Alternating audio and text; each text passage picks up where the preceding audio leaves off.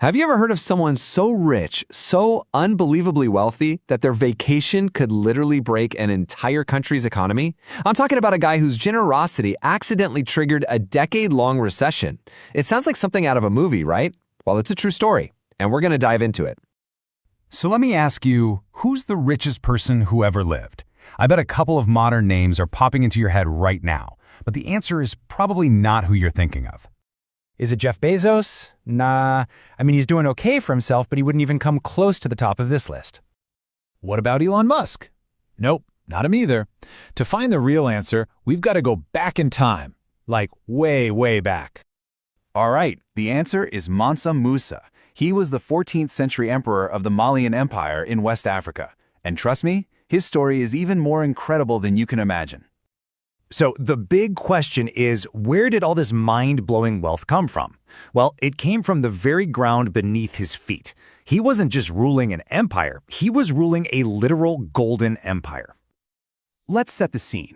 We're in the early 1300s. The Malian Empire is already a huge deal, a West African superpower. So when Mansa Musa takes the throne in 1312, he's basically handed the keys to this massive, powerful kingdom. A kingdom that just happens to be sitting on an unbelievable amount of gold.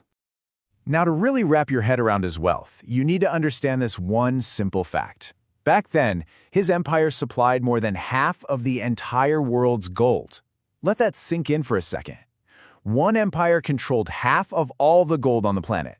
That's just an insane level of control. But here's the thing about Mansa Musa. He wasn't the kind of guy to just sit on a pile of money. No way.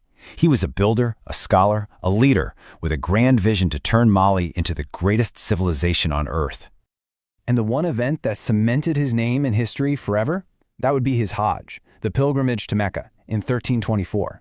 And when I say trip, I mean the most extravagant, most jaw-droppingly expensive journey in human history.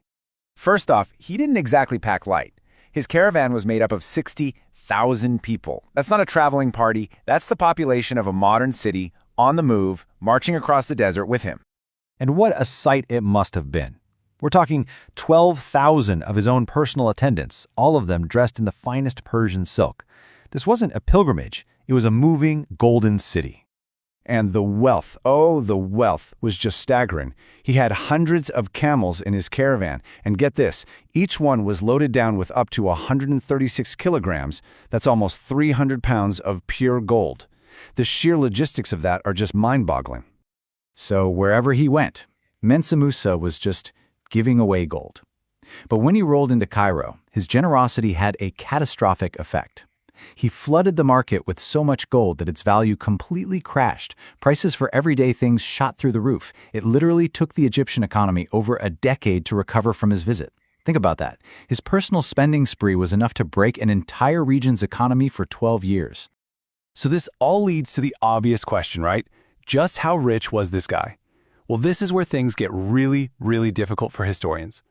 If we try to put it in today's money, the most conservative estimates, and I mean the lowball guess, put his fortune around $400 billion. That already dwarfs today's wealthiest people.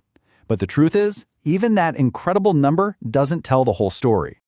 In fact, a lot of historians just throw their hands up. They label his wealth as simply incalculable. It's a fortune so vast, so off the charts, that our modern economic terms just can't measure it. And that's because his wealth wasn't just gold bars in a vault. It was the land itself, the seemingly endless gold mines, his powerful armies, and his control over crucial trade routes. It was the whole shebang. But you know, the most fascinating part of this whole story isn't just how much gold he had, it's what he did with it. That pilgrimage clearly changed him, because when he returned home, he started building a completely new kind of legacy. He basically transformed Timbuktu from a dusty trading post into one of the world's great centers of learning. He built great universities, funded massive libraries holding over 1 million manuscripts, and constructed magnificent mosques that are still standing today.